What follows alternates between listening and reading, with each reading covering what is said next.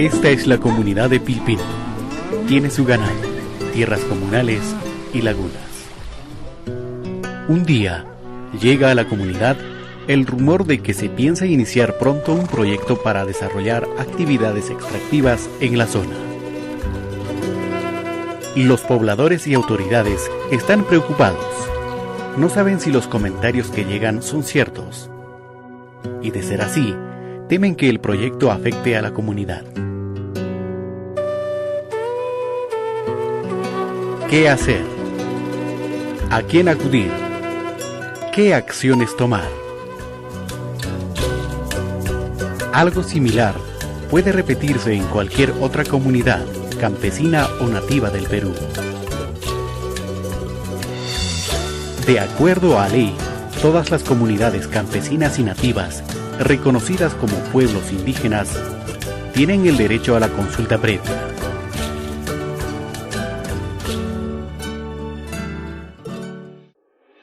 Pero ¿y qué es la consulta previa?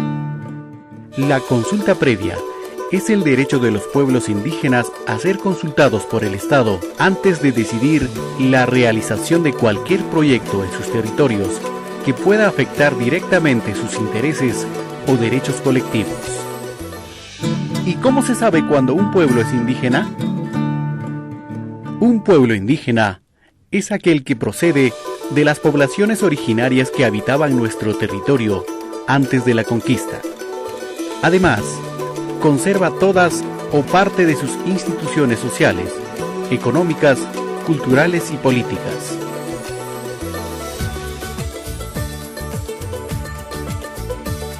Otro elemento a tomar en cuenta es la autoconciencia, es decir, que estos mismos pueblos sientan que tienen una identidad indígena.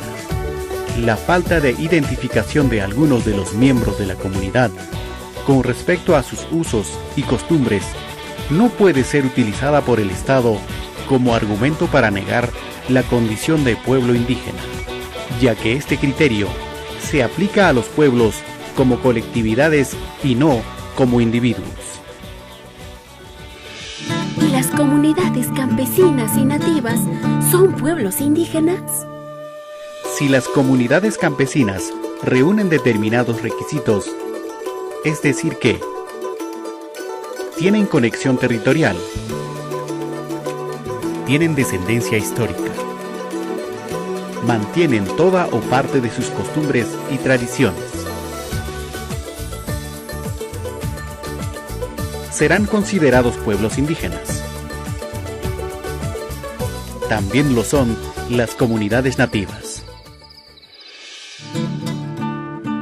¿Cómo se eligen a los representantes de las comunidades? Lo primero que hay que decir es que la consulta previa no se realiza a cada individuo de la comunidad, sino a todo el grupo, es decir, es un derecho colectivo. La comunidad, a ser consultada, debe elegir a sus representantes conforme a sus tradiciones y costumbres. Si los pueblos son los consultados, ¿quién debe realizar la consulta? La consulta previa no la realiza ni la empresa privada, ni la población, ni terceros. Esta responsabilidad recae únicamente en el Estado. De acuerdo a la ley, los órganos estatales, nacionales, regionales y locales están obligados a realizar el proceso de consulta previa cuando alguna de sus acciones o medidas vayan a afectar los intereses o derechos de las comunidades campesinas y nativas.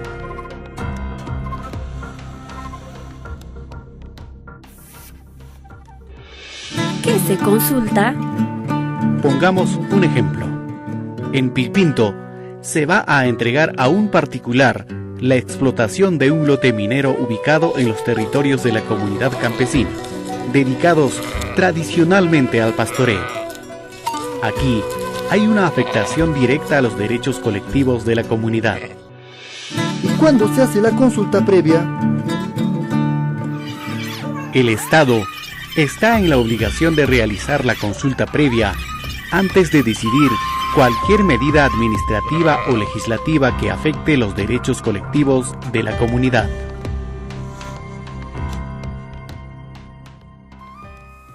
Para la consulta previa, debe existir un clima de confianza mutua, libre de presiones estatales sobre las comunidades y otorgando el tiempo suficiente para que éstas puedan informarse, evaluar y tomar una decisión conforme a sus usos y costumbres.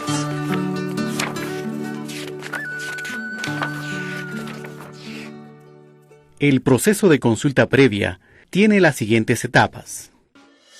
Primero, identificación de la medida objeto de consulta, es decir, cuando los órganos estatales determinan que afectarán los derechos de pueblos indígenas con la realización de un proyecto. Segundo, identificación de las comunidades a ser consultadas, las que deben cumplir el perfil de pueblo indígena. Tercero, la publicidad de la medida objeto de la consulta. La autoridad estatal debe entregar a los representantes de las comunidades los documentos que explican el proyecto que los afecta y la forma que se realizará la consulta. Todos estos materiales deben respetar el idioma y costumbres de las comunidades consultadas. Cuarto, traslado de información sobre la medida a las comunidades. Aquí se entrega toda la información relativa a los motivos que justificarán el proyecto y sobre todo sus impactos y consecuencias. Quinto, evaluación interna de la medida.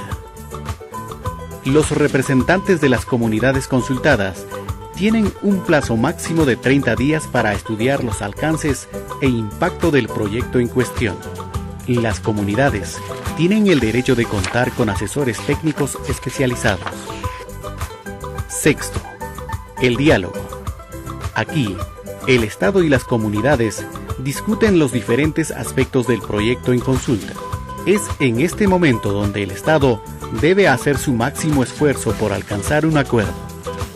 El plazo máximo para el desarrollo de estas etapas es de 120 días calendarios, luego del cual el Estado tomará una decisión, respetando obligatoriamente los acuerdos alcanzados con las comunidades, sean estos parciales o totales. ¿Y qué pasa si no llegamos a un acuerdo? El Estado es el que toma la decisión final. ¿Y para qué se hace entonces el proceso de consulta previa, si es el Estado el que define? El Estado no puede tomar una decisión arbitraria. Esta debe ser debidamente motivada y tomando en cuenta las preocupaciones que planteen las comunidades. Es decir, para llevar adelante el proyecto, el Estado tendrá que ofrecer razones más poderosas que las planteadas por las comunidades consultadas, sin que esto signifique la desprotección de sus derechos colectivos o poner en riesgo la propia supervivencia de la comunidad. Además, el Estado deberá contar obligatoriamente con el consentimiento de las comunidades cuando se pretenda almacenar o depositar materiales peligrosos en sus tierras, se pretenda explotar el conocimiento colectivo ancestral, se afecte profundamente sus derechos de propiedad y su supervivencia, se les pida mudarse de las tierras que ocupan. ¿Por qué es importante la ley de consulta previa? La ley de consulta previa es importante porque reconoce un derecho fundamental de los pueblos indígenas.